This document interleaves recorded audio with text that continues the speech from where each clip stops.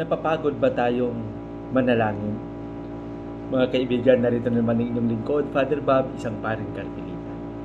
Maraming salamat sa inyong patuloy na pakikinig, pakikiisa sa napakasimpleng pagninilay na ito at sa inyong patuloy na pagbabahagi ng mga pagninilay na ito sa inyong mga kaibigan, sa inyong mga kakilala. Kaisa niyo ako, kaisa ko kayo sa pagpalaganap ng mabuting balita sa napakasimpleng paraan. Purihin natin si Jesus, Maria at Jose.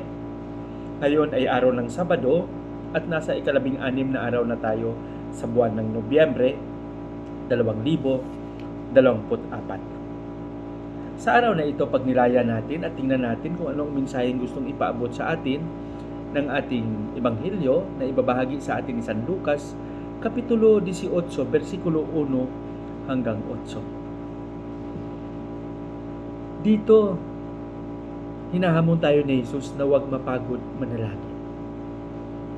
Minsan din natin maiwasan na bilang tao, kung ano ang hinihiling natin sa Panginoon, minsan gusto nating darating kaagad.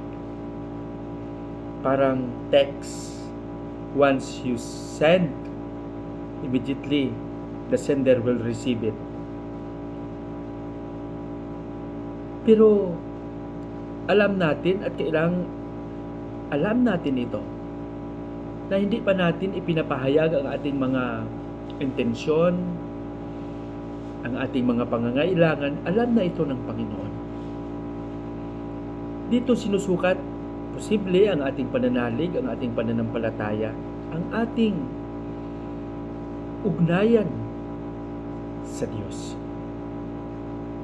Sana sa ating buhay, saan man tayo, anuman ang ginagawa natin, huwag tayong mapagod na manalangin.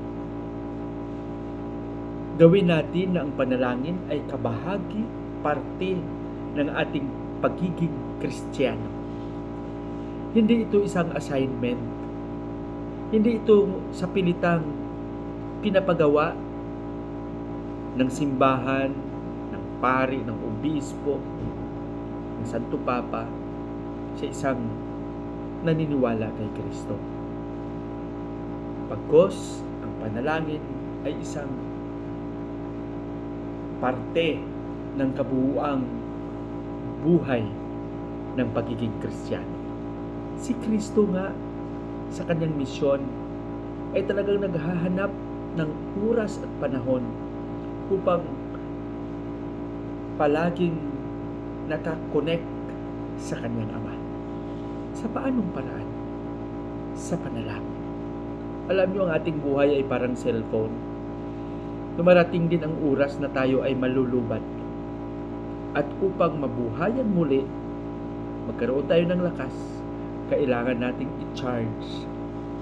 At ang panalangin ay parang we are charging in order for us to gain strength, inspiration, and above all, life. Sana isipin natin ito palagi. Sa likod ng ating mga dinadaanan ng mga paghihirap, huwag natin kalimutan palagi na manalangin. Pagdasal natin ang bawat isa, lalong-lalo na yung mga humihiling ng ating panalangin para sa kanila. Pagpalain nawa tayo ng Panginoon sa ating panalangin, Panginoong Hesus. Turuan mo kaming maging masigasig palagi sa pag-aalay ng panalangin sa bawat isa, lalong-lalo na sa mga kapatid naming humihiling sa amin na ipagdasal sila.